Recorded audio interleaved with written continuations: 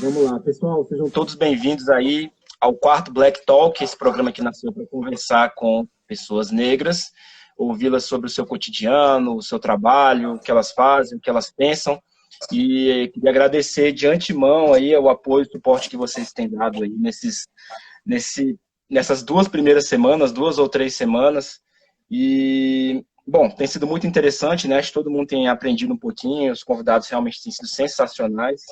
Acredito que o Paulo vai acrescentar muito aí nesse debate. E é isso. Hoje eu vou conversar aqui com... Só um segundo que eu vou abrir aqui, Paulo, porque é o seguinte, o que eu falei no programa passado? Que é sacanagem se eu não ler, não acompanhar o currículo dos entrevistados, né? Não fizer a leitura, porque às vezes eu posso errar alguma coisa, a pessoa luta tanto pelo currículo, trabalha tanto, e eu venho aqui, erro, falo errado, digo outro nome, falo outra coisa que não tem nada a ver, enfim, não posso fazer uma coisa dessa, é injusto. Então, hoje eu estou aqui com o Paulo Renat, acho que o Paulo já é muito conhecido, pelo menos eu conheço o Paulo das páginas dos jornais já, eu já vi muitas entrevistas dele, e o Paulo, eu não ia falar que você é flamenguista não, tá, Paulo, mas eu vou dizer, Paulo é flamenguista, nascido na cidade de Barra dos Garças, desculpa, no Mato Grosso, a 500 quilômetros lá da capital, Cuiabá. Do Garças. Do Garças, é do Garças mesmo, né? Não é dos Garças, do Garças. Desculpa, Paulo. O Paulo é mestre em Direito, Estado e Constituição pela Universidade de Brasília, tá? E está aqui na capital federal desde 1994, né, Paulo? Aqui ele se tornou pesquisador, professor universitário, dá aulas no CEUB, no UniCEUB, né? E ele é servidor público do Tribunal Superior do Trabalho e também ativista no Instituto Beta, Internet e Democracia, uma ONG integrante da Coalizão de Direitos na Rede, tá? O Paulo também tem no currículo dele a participação como gestor na elaboração coletiva do Marco Civil da Internet, do Ministério da Justiça. E ele é um dos fundadores, né, do Partido Pirata, que é uma organização que trabalha em prol do acesso à informação, do compartilhamento do conhecimento, da transparência na gestão pública e da privacidade. Em casa e em todos os lugares da vida dele, o Paulo é pai do Martim e do Gaspar e casado com a Nina há quase uma década, 9 anos. Paulo, seja bem-vindo, obrigado por aceitar o convite. E desculpa aí pelos problemas técnicos do começo.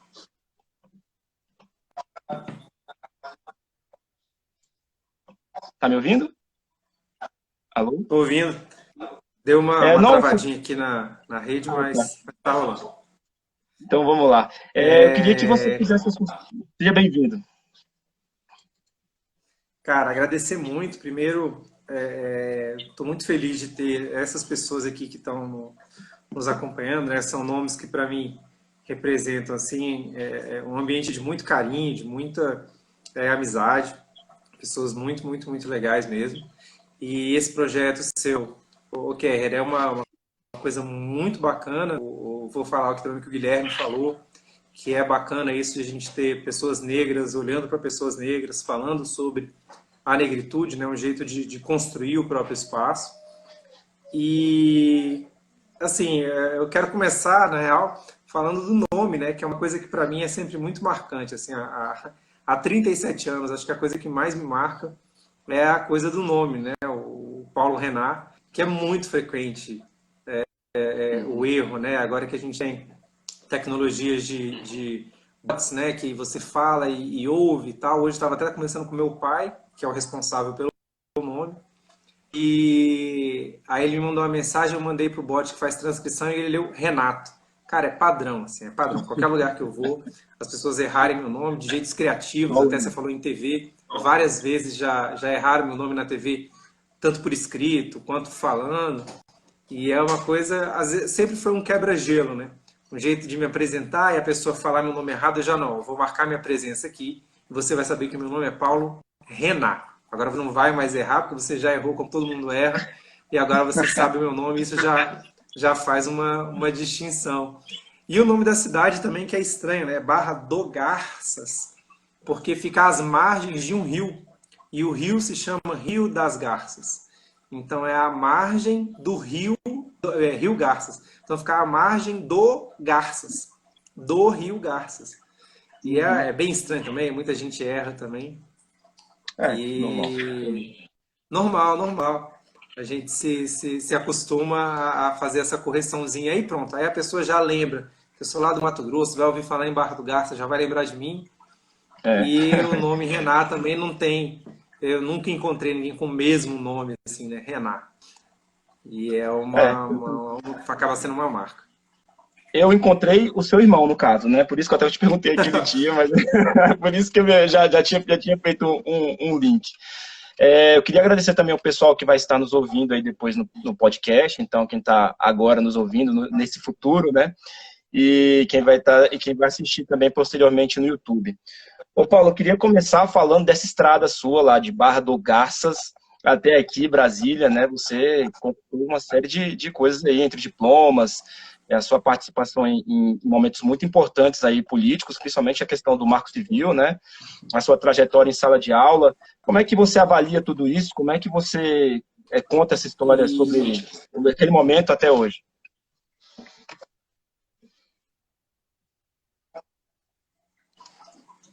Você ouviu o finalzinho da pergunta? Cara, a gente veio de Barra do Garças, né, pra cá. Ouvi. A gente veio de Barra do Garças pra cá em 94, né? E até já aí minha vida tem um pouco a ver com tecnologia, né? Os meus dois pais, meu pai e minha mãe, eles eram bancários, né, do Banco do Brasil. Hoje os dois estão aposentados já. E eles vieram por conta da informatização. Então, onde você tinha em cidades pequenas grandes agências, né, para fazer a gestão dos negócios agrícolas e dos negócios pessoais, tudo isso foi, por conta da informatização, foi centralizado nas capitais. Então, as agências que eram gigantes nas cidades pequenas, todas sumiram e passaram a ser agências muito pequenas, que contavam precisava de pouca mão de obra. Então, meus pais perceberam esse movimento e, assim, vieram para Brasília, onde eles viram que iam continuar tendo oportunidade de crescer. Né? Meu pai era concursado, acho que desde 82 ou 83, né? Eu nasci em 83, então meu pai mudou para Barra do Garças por conta do Banco do Brasil. E aí, em 93, eles perceberam esse movimento e resolveram vir para cá. E minha mãe, acho que entrou no banco em 87, uma coisa assim. Então, com essa movimentação, a gente veio para uma cidade grande. Meu pai tinha família aqui, né? A família do meu pai vem de Minas Gerais e da Bahia e se encontra aqui no Distrito Federal, e se encontra e vem para o Distrito Federal e cria raízes aqui. E aí a gente retorna para cá, onde meu pai já conhecia um pouco, mas até isso é uma coisa curiosa, né? Que a minha avó morou aqui por muito tempo e ela morou, à época ela morava no Noma. E eu fiquei surpreso, né, quando a gente veio para Brasília e mudou para cá, de perceber que, cara, o Novo Gama era muito longe. E a gente morava na Asa Sul. Assim que a gente mudou para cá, em 94, cara, os salários do Banco do Brasil eram, assim, fabulosos. Eram realmente, assim, muito bons. Meus dois pais eram servidores públicos e no executivo a grana era muito boa. E a gente morava, cara, num prédio em que morava, na época, um ex-presidente do Flamengo e um ex-ministro dos esportes. E era um prédio que há poucos meses morava a ministra da Economia, Cardoso de Mello. Então, assim, era um prédio fantástico, cara, fantástico. Ali na 114 Sul, um bloco com 2 prumadas só. E um apartamentão com hall, closet. Então, assim, isso já me colocava numa situação de homem negro, com uma família de pai negro e mãe negra, mas a gente não vivia a periferia. Né? E isso, para mim, é uma coisa, assim, marcante. Assim. Eu sou um homem negro que já sou uma segunda geração de alguém que conquistou alguns privilégios, né? Que conquistou uma ascensão social. Então, eu já sou filho da geração que conquistou a ascensão social, mas, ao mesmo tempo, tem algumas novidades, assim. Nessa época, meu pai e minha mãe ainda não tinham terminado o ensino superior, por exemplo. Os dois tinham abandonado o ensino superior. Eles chegaram a começar e abandonaram. E aí, em 94, quando a gente vem para cá e tal, era assim um auge na vida. E aí rolou o congelamento, né? O Fernando Henrique Cardoso passou 7 anos com 0% de aumento para os bancários. E, cara, a vida foi degringolando, assim, a olhos vistos, né? Desse apartamentão, a gente teve que mudar em um ano e pouco para um apartamento menor, e outro apartamento menor, e outro apartamento menor, e outro apartamento menor. Aí meus pais se separaram em 2000, de 99 para 2000, e aí a gente foi morar num apartamento bem pequeno, cara. E é muito por conta também, né, da questão econômica e tal, mas a gente foi morar num apartamento bem pequeno, e eu lembro que por conta, né, de briga aí com o pai e tal, não tinha dividir quarto com ele. Cara, eu passei 9 anos morando na dependência de empregado. Para Nossa. eu poder ter o meu espaço e para ter um espaço onde ia ter um banheiro, né, que o banheiro ficava dentro do quarto. E aí eu fiquei esse tempo lá e era isso, cara. Não tinha armário no quarto, a minha cama ocupava a parede inteira, e do lado tinha uma cama com um computador. E aí, então é isso, né? Não tinha janela no quarto. Minha janela no quarto era o computador, é onde eu olhava para fora, onde eu ficava. E curiosamente era o computador da casa, né? Então eu meio que monopolizei ali o uso do computador. Meu irmão demorou um tempo até ele ter um computador dele, assim. Mas foi uma situação bem precarizante, assim, de ficar ali e isso logo depois do vestibular. Mas aí, cara, vai muita história. Só nesses primeira década aí em Brasília já foram bem marcantes. É interessante isso, porque esse período histórico também, as pessoas lembram um pouco também, a minha geração particularmente, né, lembra um pouco desse momento da história, assim, o quanto foi complexo, né, principalmente para as pessoas realmente que tiveram esse decréscimo na vida, assim, né, que foram perdendo algumas coisas e bom, para nós que somos negros, essas derrotas, essas perdas, né, elas nunca são simples, né, elas sempre são amplificadas de alguma forma, a gente passa por situações muito complicadas por conta disso. Não é a mesma coisa que uma pessoa branca perdendo ou caindo de alguma forma na sua vida social, econômica, política, que seja.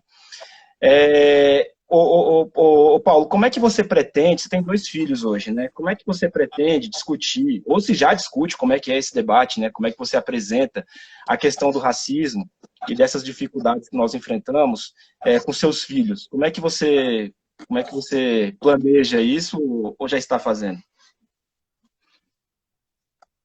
Cara, ainda não tenho planos não para fazer essa abordagem e confesso que é um tema que acho que na parentalidade é um dos tópicos que ainda me deixa meio sem chão assim de saber como fazer essa abordagem.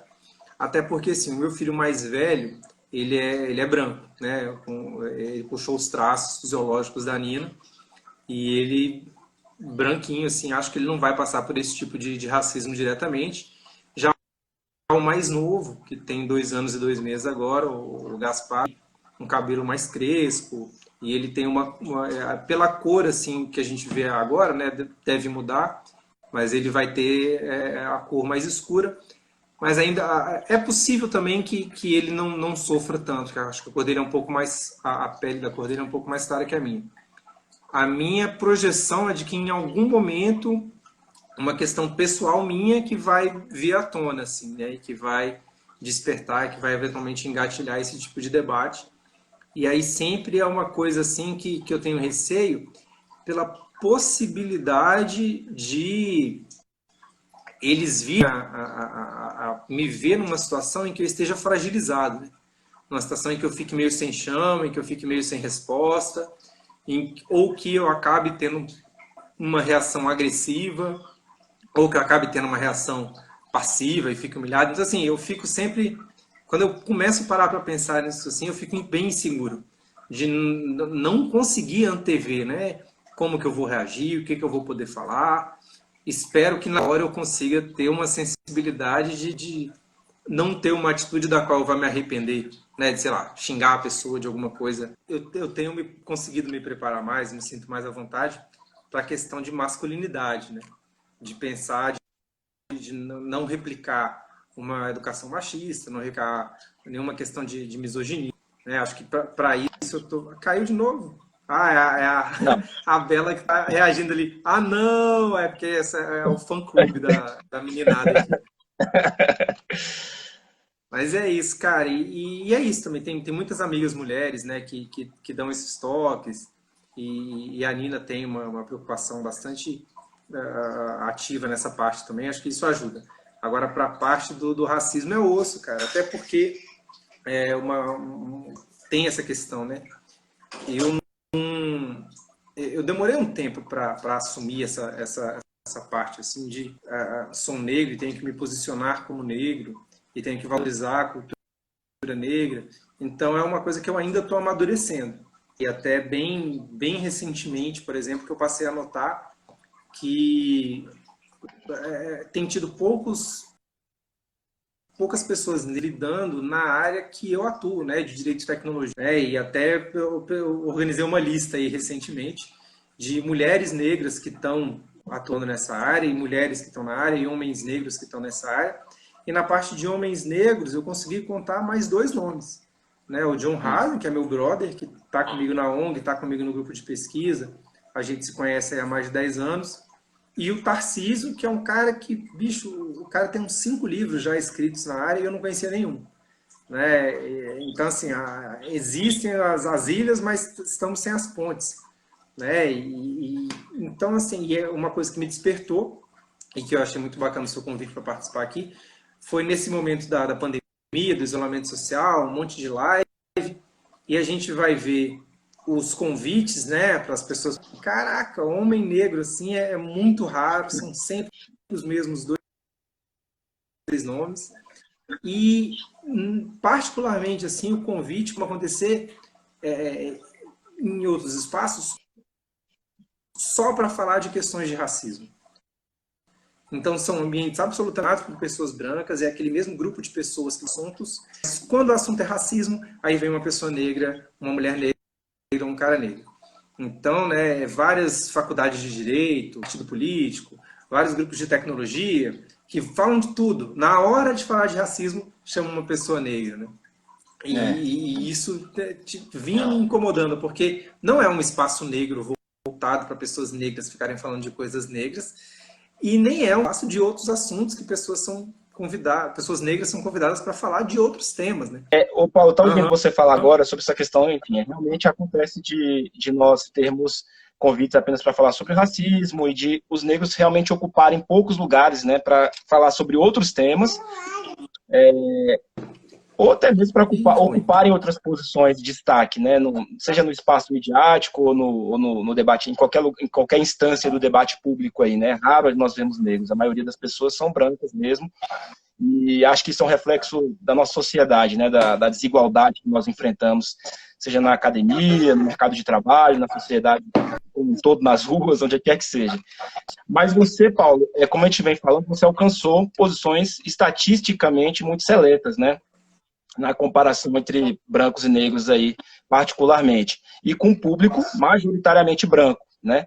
Como é que você vê, onde você está, como professor universitário, servidor do TST, como é que você vê o racismo estruturado nesses lugares? É da mesma forma que a gente vê em posições, em ocasiões mais populares, por assim dizer? Porque lá no TST, a gente não tem ministros...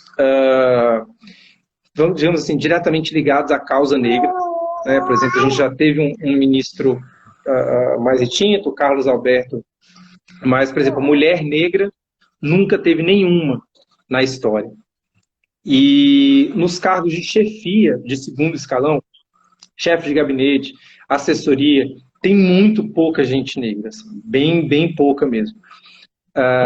E aí a gente vai ter muita gente negra onde? Na limpeza, a galera da Copa, né, a galera da segurança.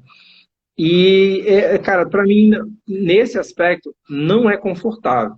Não é nada confortável. Assim, porque eu percebo assim, que para alguns assuntos, para alguns temas, para alguns aspectos, as pessoas que são meus pares ali no campo profissional não têm muita sensibilidade para esse assunto. E as pessoas com quem eu divido essa condição, acho que elas não me veem como par. Sabe? Que o cara me vê andando ali sempre de terno e gravata, de roupa social, sapato, chegando de carro, estacionando na garagem. Então, ele sei lá, de alguma maneira eu percebo que a postura com que as pessoas me abordam não é uma postura tranquila, né? A pessoa não está à vontade. E aí, enfim, não é muito tranquilo.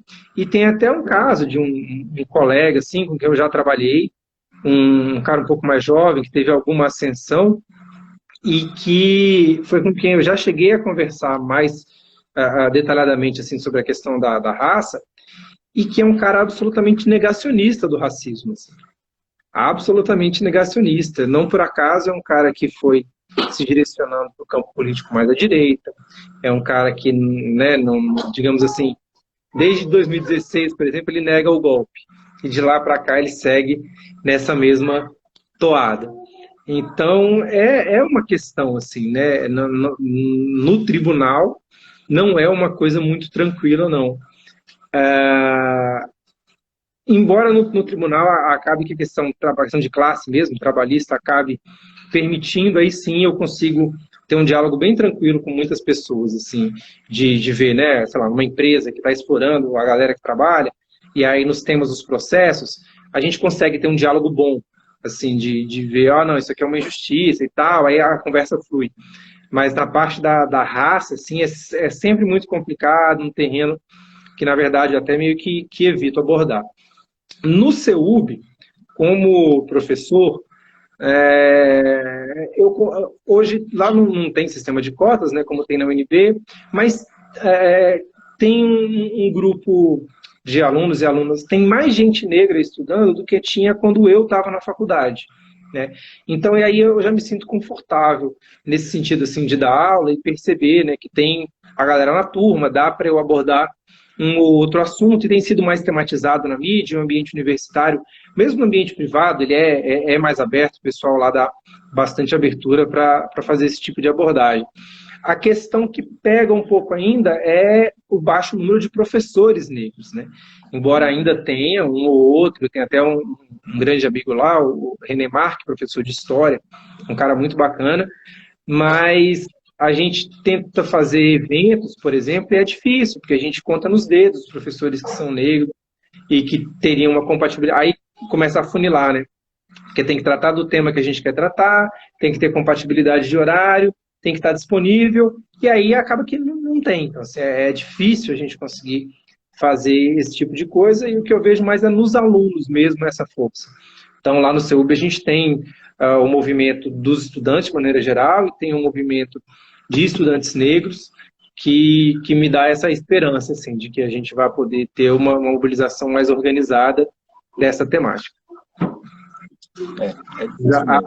Mas a minha experiência é de não ter, assim, muita gente com quem eu possa contar para falar desse tipo de assunto nesses lugares, assim, eu estagiei no Ministério Público e eu me lembro assim, de um colega que dizia para mim, você tem noção que o seu cargo de estagiário é o que tem o maior salário como negro aqui nesse prédio, assim, na época que eu estagiava, né?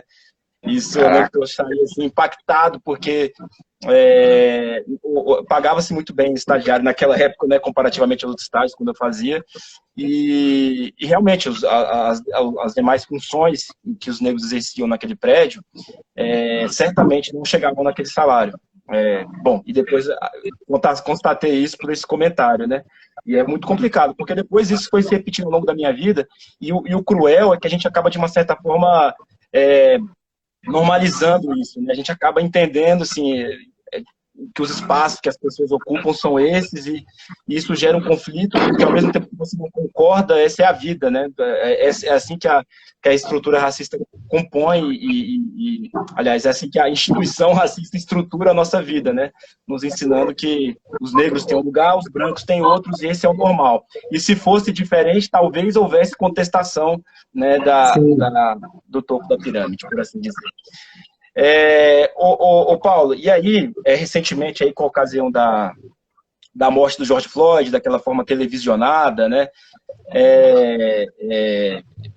ganhou bastante expressão na mídia, né, nós tivemos alguns casos no Brasil também, que também ganharam repercussão geral, e aí as pessoas se levantaram em um momento, como ocorre sazonalmente, né, na minha opinião, às vezes as pessoas, devido ao impulso midiático, vão às ruas mesmo, levantam algumas bandeiras, entram no debate, o racismo vem à tona, inclusive nessa seara aí surgiu o Black Talk também, não posso negar, mas a gente, enfim, a gente viu uma série de discussões assim que as pessoas aparentemente não estavam preparadas para elas, né, para elas, porque muita gente ia para um ato antirracista, mas estava ao mesmo tempo reproduzindo ali, participando de uma narrativa racista, ou levantando uma bandeira racista, ou com um comportamento racista que às vezes a pessoa não tem a menor noção. Não tinha, né? A menor noção está tendo agora. Ô Paulo, eu queria perguntar para você, se, na sua opinião, naquela época, levantando bandeira antifascista ou antirracista, por que as pessoas foram às ruas e por que elas sempre vão, assim, quando a gente tem essa questão, a questão do racismo ganha muita força aí na imprensa? Cara, e é interessante assim, comparar a diferença do que a gente tem de mobilização contra o racismo no Brasil e nos Estados Unidos, né? Porque no Brasil a gente teve, na mesma época, a morte do menino lá, né, o Miguel, que, enfim, né, o menino foi abandonado no elevador pela patroa, né? E não gerou a mesma mobilização, e aí muita gente cobrando, né? Por isso que o Brasil não vai evoluir, porque a galera aqui não se mobiliza como lá. Mas, assim, a história dos Estados Unidos, e até eu confesso que eu tive mais contato com essa parte da história dos Estados Unidos mais recentemente, mas, cara, Martin Luther King, assim, ele já estava numa luta lá que ele vivenciou por décadas, né? Não é como aqui no Brasil, que a gente tem... a gente saiu do regime escravocrata no final do século XIX. Não é uma coisa que tem, assim, exatamente muito tempo. Então, tem uma dificuldade adicional que não pode ser ignorada. Tem pouco tempo que no Brasil a gente consegue tematizar esse tipo de questão. E eu acho que aí, bom, nós negros não temos esse know-how de como fazer esse tipo de mobilização, e as pessoas brancas também não têm, né? Então, infelizmente, é um tipo de situação que eu não chamo de oportunismo, mas eu chamo de falta de vivência, que é meio natural, né? Meio inevitável que ocorra mesmo por conta dessa dificuldade do brasileiro, do Brasil, da cultura brasileira, de enfrentar de frente esse tipo de questão. Não tem muito tempo, acho que com certeza há 5 anos, um argumento que ainda ganhava força no debate era você dizer, aquela história, né, mas o Mussum vivia esse tipo de situação e era tranquilo, né, o Didi chamava o Mussum de negão e estava tudo bem. Então, esse tipo de argumento que você falou, né, de normalizar, de neutralizar a situação, de achar que é ok, a gente viveu isso por muito tempo. Tem poucos anos que a gente consegue verbalizar a questão racial no Brasil e isso não ser chamado, ainda que não fosse chamado, mas isso não ser encarado como um mimimi, né? Como uma reclamação sem fundamento que mereça, de fato, maior atenção. Então, acho que tem isso mesmo, é sazonal. Eu acho que daqui a 6 meses, se não acontecer nenhum fato novo, vai ter diminuído essa força na mídia, dessa relevância para a questão racial, mas, ao mesmo tempo, a gente tem alguns produtos culturais que vêm vindo e que vão dando mais força, né? A gente teve recentemente, né, o filme do Pantera Negra e seriados no Netflix, vários que vão tematizando, né, o Dear White People, o Cara Gente Branca, e coisas que vão ficando, que vão plantando uma semente, que talvez permita que a gente consiga ter algum produto cultural brasileiro perene de mais força. Teve o Mr. Brown, mas que não chega, né, a ter o mesmo destaque na mídia que outros seriados facilmente conseguem. Mas eu acho que sim, esse diagnóstico ele é isso mesmo. Né? As pessoas entram na onda e depois elas saem da onda e isso fica. Mas a gente tem tido alguns produtos de grande mídia e alguns produtos menores também que vão mudando muita coisa, né? A gente tem o disco Amarelo do Emicida, por exemplo, que já traz uma força para quem vai refletir sobre isso. A gente tem vários podcasts, né? O Black Talk entra nessa onda, e a gente tem vários podcasts, né? Tem História Preta, eu vou destacar o História Preta, que é um que eu tenho ouvido bastante, mas tem o Lado Black, né, que já está aí há alguns anos, o pessoal. Então, eu acho que isso vai plantando umas sementes que, num futuro próximo, pode ser que faça com que esse tipo de acontecimento venha a ter uma outra abordagem. Então é isso, eu acho que acontece algo de estopim e a galera se mobiliza, mas eu acho que, ainda que em ondas, a gente vai num crescendo que em algum momento pode sim ter um ponto de virada. E a gente tem algumas conquistas, né? Olhando na questão racial, quando a gente pensa em direitos das empregadas domésticas, por exemplo, em 2013, 2015, é uma conquista, né, que não aconteceu em 88. Então tem sim umas mobilizações que acabam acontecendo. Mas, infelizmente, se a gente for comparar, por exemplo, com o movimento de rua, né, com mobilização na rua e de protesto, o movimento feminista, por exemplo, está muito na frente, absolutamente na frente, né? A gente teve a Marcha das Mulheres, a gente tem a histórica da Marcha das Vadias, e as marchas depois, por exemplo, a época do Eduardo Cunha, né, que meio que foram uma grande força social para ele ter caído, e a gente viu o Bolsonaro falar um monte de bobagem, e esse caso, né, de novo, do Miguel, e agora o caso da mulher que teve o pescoço, né, pisoteado por um policial, e que não geram, né, o mesmo tipo de mobilização que nos Estados Unidos poderiam gerar. E a gente pode pensar em número também, né? A PM no Rio de Janeiro mata mais, né, em um ano do que a polícia lá na localidade de George Floyd matou, sei lá, nos últimos 30 anos. Né? E são números absolutos. E quando eles veem esse número e falam, nossa, isso é inaceitável, né, comparável com a situação que a gente está aqui da epidemia, né? A galera em outros países. E aí, os Estados Unidos é um bom exemplo nisso, mas em outros países a galera está com uma situação completamente controlada e a gente está normalizando mais de 1.000 mortes diárias. Né? É verdade. Eu acho que, também, se eu pudesse acrescentar, teria aí também uma questão que é na educação também básica, a gente tem um pouco mais de reflexões sobre a história negra no Brasil, dos negros no Brasil, né? Por que os africanos vieram para o Brasil, o motivo social, político e econômico, né, que os trouxeram para cá, como que isso colabora na estrutura, né? Eu acho que eu bato sempre nessa tecla que falta nós formarmos nossa identidade ao redor disso, né? Porque nós formamos nossa identidade. Nessa parte educacional, né, por exemplo, eu não sei você, mas eu não tive nada de história africana na escola. Assim, eu não tive nada. Zero. E assim, até hoje, se você me pedir para localizar, sei lá, 10 países no continente africano, eu não vou saber. Para o continente europeu, eu sei, assim, com certeza, 85% dos países, assim, eu saberia localizar. Mas na África, não. Simplesmente não.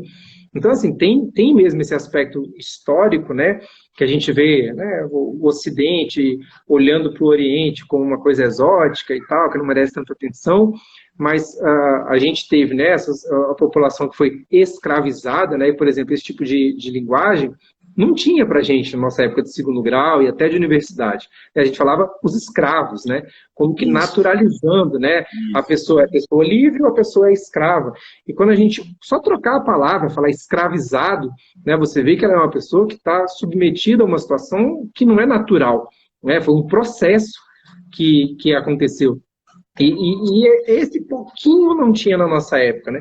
A gente ainda está debatendo se Monteiro Lobato tem que ser cancelado ou não, em que medida isso vai acontecer, né? Parece que a gente andou muito pouco, assim, nesse aspecto educacional, de você preparar as crianças por meios institucionais para fazer esse enfrentamento. Eu acho que essa preparação tem ocorrido, mas mais pela parte da cultura do que pela parte de um processo educativo institucionalizado. Pedagógico, com certeza. Paulo, agora vamos para a sua seara também, que é a internet, né? A gente viu a internet aí nos últimos anos ganhando abrindo espaço, né, para que vários movimentos, que vários grupos ganhassem mais tempo de fala, né, aumentassem o volume da sua voz, propusessem debates, né, enfim, a internet ela trouxe essas benesses aí, tanto para a questão dos movimentos sociais também, para a participação popular, acesso a direitos, enfim, para tudo isso que a gente já conhece, né, mas ao mesmo tempo, né, ela trouxe também, abriu também, né, espaço para discursos de ódio, para racismo, né, para outras muitas violências, né. até há pouco tempo atrás, a gente falava de internet como uma terra sem lei totalmente, né? Porque não tinha nenhuma regra, nada mesmo. A gente discutia muito, mas não tinha nada efetivo. Hoje, nós já estamos criando alguns mecanismos de controle aí, temos o Marco Civil, temos, enfim, outras questões que nos auxiliam nisso aí, esse debate agora sobre as fake news, né? Do qual você está participando bastante. Mas, Paulo, como é que a gente vai fazer no espaço da internet, né, onde a democracia lida até de uma outra forma, onde você diz assim, você não pode falar isso, é cerceamento de democracia, as pessoas levantam sempre esse debate, né, da liberdade na internet, o direito das pessoas se expressarem. Como é que a gente vai fazer para combater o racismo e outras violências na internet? E já enganchando, para você responder junto até, é possível ter uma internet livre disso, desse tipo de comportamento? Cara, eu quero fazer um paralelo aqui com o futebol, né? Que assim, né, vamos pensar, quando é que a gente vai ter um futebol livre de racismo, por exemplo? Né? É difícil você imaginar. Você olha para o futebol hoje, a gente já teve o Pelé, que é o craque do século e tal, mas quantos técnicos negros você vê no Brasil, né? Quantos dirigentes negros, quantos presidentes de clube negros? Então a gente tem um ambiente que é um reflexo da sociedade. Eu acho que você só vai ter o futebol livre de racismo quando você tiver uma sociedade de fato livre de racismo. Então, indo para a internet, né? Que invariavelmente ela é um produto da nossa sociedade, ela faz parte da nossa sociedade. Ela não é algo que está separado, ela não está à parte. Né? Então, quando a gente tem um ambiente online que, primeiramente, você tem uma assimetria, né, uma diferença muito grande entre quem tem voz no ambiente online e quem não tem. Isso é absolutamente... sim, tem um abismo, né, entre a quantidade de pessoas brancas que conseguem ter voz ativa na internet, não só pela questão racial direta, mas pela questão da infraestrutura de tecnologia. Né? Os espaços onde tem uma maioria de população negra não tem uma boa conexão, não tem boas possibilidades de as pessoas acessarem a internet para serem mais do que consumidoras, né? Para elas serem também produtoras de conteúdo. Então eu acho que nessa medida a gente tem uma internet que vai ser também atravessada pelo racismo em quem está falando e quem está ouvindo, quem tá só ouvindo. E aí não tem muito como você esperar que haja uma outra coisa que não um reflexo desse aspecto racista. Como que a gente consegue mudar isso? Acho que é justamente promovendo essa inclusão, essa maior participação ativa de pessoas negras. Né? Isso tem acontecido, como eu disse mais recentemente, a gente tem tido alguns influencers negros, né, que vão surgindo e até que vão migrando de um aspecto analógico para o mundo digital. E aí eu preciso destacar, por exemplo, o grupo, o GLE10, né, que é o coletivo que literalmente há décadas vem fazendo esse tipo de trabalho, inclusive online. Né, o GLE10 foi um dos primeiros sites a tratar da temática negra e a ser um dos primeiros sites que tem chegou um dos primeiros sites o primeiro coletivo a ter site, os primeiros grupos a estarem online organizados para verbalizar as suas mobilizações, e nos últimos 10 anos eles têm sido um ponto de conversa sobre o racismo muito forte. Basicamente, tudo que você pesquisa sobre questão de raça no Brasil, você vai ver no GLE10 algum texto que já tratou de alguma maneira, e isso é muito importante, assim, serve como referência. Mas a gente pode ter mais, né? A gente pode ter as pessoas no YouTube, as pessoas no Instagram, e a gente tem visto, né, isso crescer. Eu acho que vai por aí. Mas o que você falou da internet, né, de ter nascido como um espaço sem lei, a gente ter hoje diversos tipos de discurso, inclusive discurso de raça, discurso de ódio, discurso de raça, olhando historicamente, eu acho que, na verdade, hoje está ruim, mas já foi pior. Né? Era pior quando era silenciado, ao meu ver. Né? Era pior quando você nem tinha pessoas negras com qualquer destaque. Né? Acho que hoje a gente tem pessoas negras o suficiente para fazer uma defesa desse tipo de coisa, né? Para poder reagir. Eu vi recentemente essa questão de uma cartilha de inglês e português, que falava, tinha lá uma frase em inglês, em português, uma coisa assim, que era falando que o cabelo da mulher a mulher seria mais bonita se ela alisasse o cabelo, né? Essa era a frase para você completar. E foi rápido, assim, teve uma mobilização, isso foi tematizado como algo ruim, e isso foi, né, o Ministério Itamaraty retirou, o Ministério das Relações Exteriores retirou a cartilha do ar. Você tem reações, né? Hoje a gente tem reações que antes simplesmente não existiam. Acho que isso é uma mudança positiva. Mas tem muita gente, você quer ver esse? Tem muita gente fazendo bobagem, falando bobagem e tentando se defender como se fosse uma questão de liberdade de expressão. Aí é um aspecto, eu não diria que a internet se coloca como um espaço sem lei, mas na verdade eu acho que o Brasil é um país que não reconhece, que não valoriza e que não coloca na prática as suas leis. A gente tem garantias constitucionais, de maneira geral, que não são respeitadas assim, padrão. A gente tem garantia, por exemplo, na Constituição, de que os presos vão ter dignidade nos seus espaços, né? De que o Estado vai respeitar a integridade física e psicológica dos presos. E aí você vai para qualquer presídio, você vê que a realidade não é essa. Você tem lá no artigo 227 que a sociedade, não só a família, né? O Estado, a sociedade e as empresas também vão assumir a responsabilidade pela criação das crianças. E a gente vê que não é isso, né? De maneira bastante difundida. Então, eu acho que não é só a internet que frustra as nossas expectativas com relação à justiça. Nossa, a internet vem, a gente vai poder se expressar e a gente vai fazer um Brasil melhor. Não é só a internet. A gente pode pensar na quantidade, por exemplo, de homicídios que não são esclarecidos. E aí você vai ver, onde que estão os homicídios que não são esclarecidos? São os homicídios que acontecem na periferia, são os homicídios que acontecem com pessoas pobres, são os homicídios que acometem as pessoas negras. Saúde. Agora, quando você tem um menino branco que passa por uma tragédia, uma menina branca que passa por uma tragédia, aí você vai, caso Nardoni, e fica meses falando sobre isso, e vira uma comoção nacional, toda uma grande questão para todo o Brasil, e o mesmo não acontece quando é um menino negro, quando o caso do menino Miguel já foi praticamente esquecido, não está em destaque, a mulher que deixou o menino no elevador não tá passando por nenhum tipo de acompanhamento que teria sido feito em outra situação. Então, mas eu acho que esse tipo de problema da internet, que ela frustra, sim, as nossas expectativas, faz parte desse amadurecimento da sociedade. A sociedade precisa amadurecer, a sociedade precisa... Vai lá na mamãe? A sociedade precisa passar também a perceber e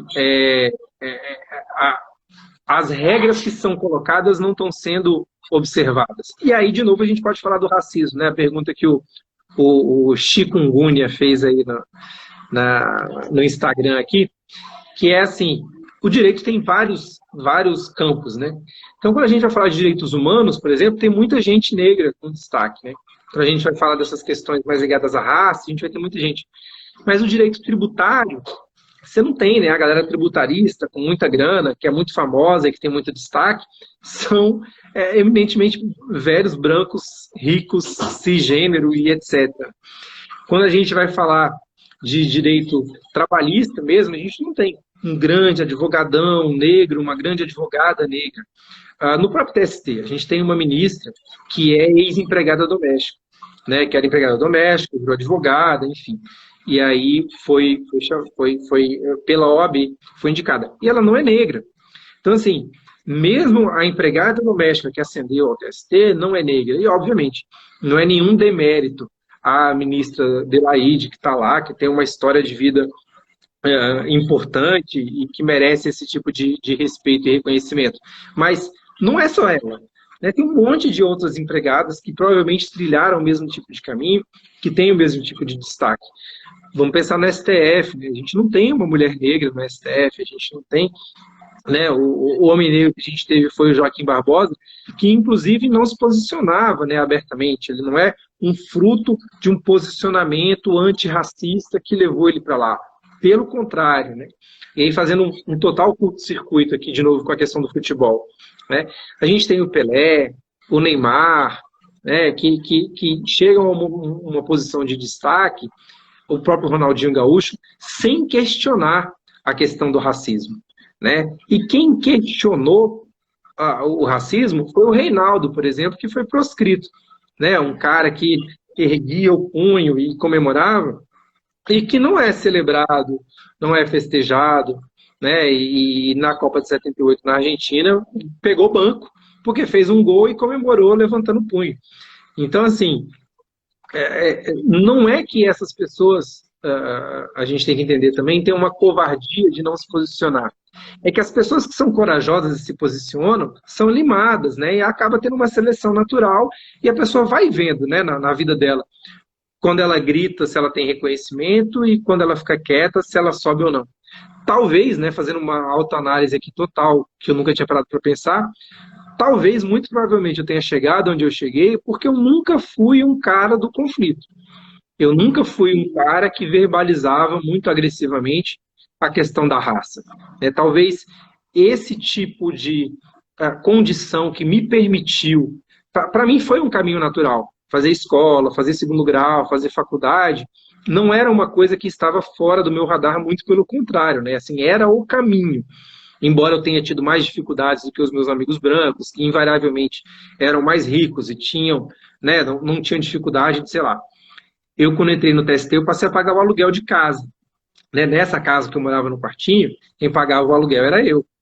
Né? Eu passei a ajudar com a economia da casa, porque era uma necessidade, mas os meus amigos brancos nunca passaram por isso. Então, todo o dinheiro que eles começaram a ganhar, eles podiam usar para o que eles quisessem. Né? Isso dá toda uma diferença. Mas eu não verbalizar, não ser esse cara agressivo, né? E desde a infância não perceber esse tipo de racismo, eu acho que isso, sem dúvidas, me colocou numa condição mais confortável, mais confiável por parte dessa estrutura branca de me permitir ser esse cara e que alcança as posições mais altas. Eu acho que aí, quando a gente, só para fechar na pergunta da questão da internet, a gente tem hoje condições de fazer esse enfrentamento verbalizado. Acho que isso é uma questão real. A gente está no momento de reacionarismo, a gente está no momento em que a gente vê um abuso por parte dessas garantias jurídicas de liberdade de expressão. Né? Isso não é liberdade de expressão, você desejar a morte de um tipo de pessoa, de um tipo de partido, né? Isso é evidentemente um absurdo por parte do direito, na perspectiva jurídica, mas a gente tem condições de verbalizar isso. Embora, sendo bem sincero, eu não estou exatamente na condição mais favorável para verbalizar tudo que eu gostaria de verbalizar. Né? Eu trabalho na presidência do Tribunal Superior do Trabalho, que tem um papel institucional bem importante no contexto da República, na organização dos três poderes. Eu sou um professor que, de alguma forma, estou vulnerável. A minha coordenadora me protege muito, ela me dá toda essa condição e verbaliza, mas eu sei também que tem um nível de institucionalidade que vai ficar além do que está no meu radar. Né? A universidade onde eu dou aula tem donos, né? Ela tem patrocinadores, ela assim, né? Tem questões que, se eu pisar muito fora da linha, provavelmente as pessoas que me confortam, que me dão alguma segurança, que fazem um acolhimento, talvez supere a força delas, né? De poder me dar alguma garantia. Certo. Ô, Paulo, o papo está excelente, mas chegou ao fim. Acabaram as minhas perguntas até. Eu queria te agradecer enormemente aí pela presença. Esses problemas técnicos acontecem, eu quero avisar a todos que eu vou fazer as edições devidas aqui, disponibilizar aí na íntegra, no YouTube, no Instagram e no podcast, no Spotify, para todo mundo assistir, porque foi realmente sensacional. As contribuições do Paulo são muito ricas. Ele vai voltar. Eu vou te convidar de novo, viu, Paulo, para a gente continuar esse papo, porque tem muita coisa para falar ainda. E eu vou deixar esses 2 minutos para você fazer suas considerações finais, exatamente 2 minutos. E agradecer a todo mundo novamente pela participação, presença e participação me empurrando nesse projeto, assim, me apoiando. E as pessoas estão compartilhando, estão todo dia aí, pela paciência hoje aí com o começo do programa, mas deu tudo certo. Paulo, obrigado, valeu com você.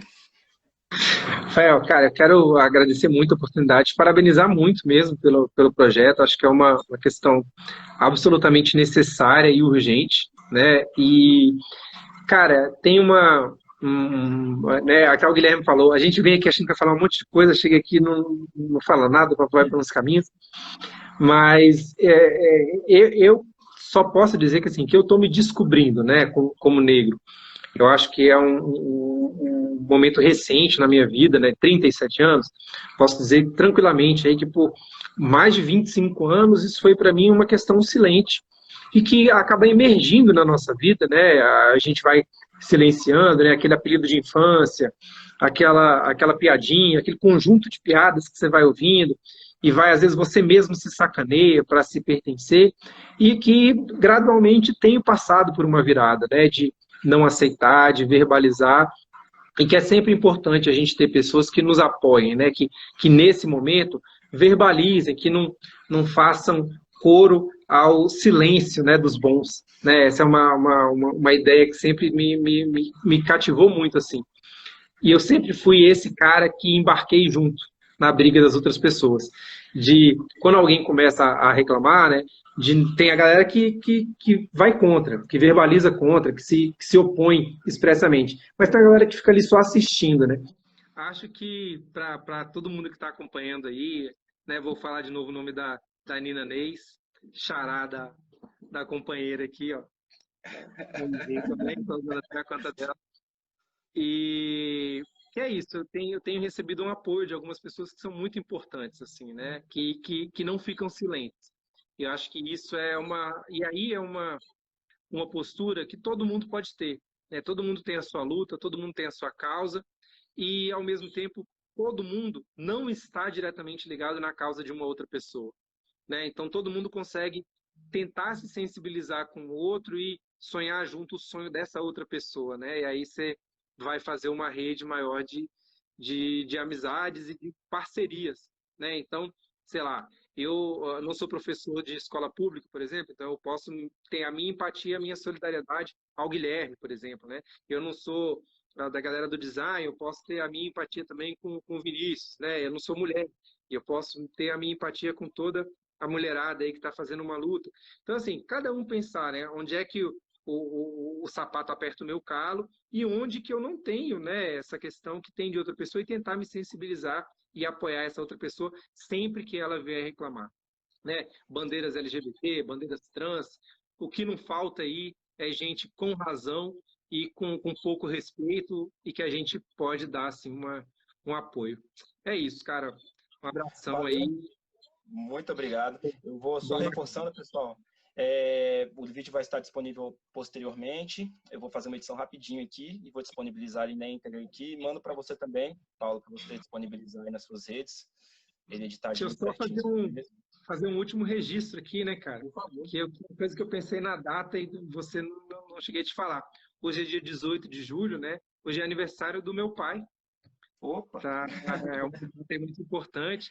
E meu pai, na verdade, ele tem 2 datas de aniversário. Hoje é a data de nascimento mesmo, mas no registro dele, né, lá nos anos 50, ele está registrado como tendo nascido em janeiro, na mesma data de um outro irmão dele. Então, é uma data que ele nem comemora muito, mas que eu acho fantástico, que é o mesmo dia de nascimento do Nelson Mandela. Hoje é o Mandela Day também. Então, no mundo inteiro, né, particularmente na África, nos Estados Unidos, e cada vez mais a ONU também promove esse dia. Então, fica aí um registro, para mim é de muito orgulho poder participar aqui desse seu projeto nesse dia tão marcante. Que legal, que ótimo. É isso então, Paulo, muito obrigado. Como é que é o nome do seu pai? José Vicente. Parabéns, senhor José Vicente. Tudo de bom para o senhor, saúde, paz, felicidades. E vamos em frente aí. Espero que o senhor esteja aqui um dia também, por que não, né? A gente convida também, bater um papo. Mandar um beijo para a Nina aí, para o Gaspar, para o Martim, para os participantes aí, indiretos do programa, mas foi tudo certo. Muito obrigado. E espero que vocês possam acompanhar os outros aí, que tenha sido legal para vocês também. Um abraço, Paulo. Valeu, viu? Valeu. Até.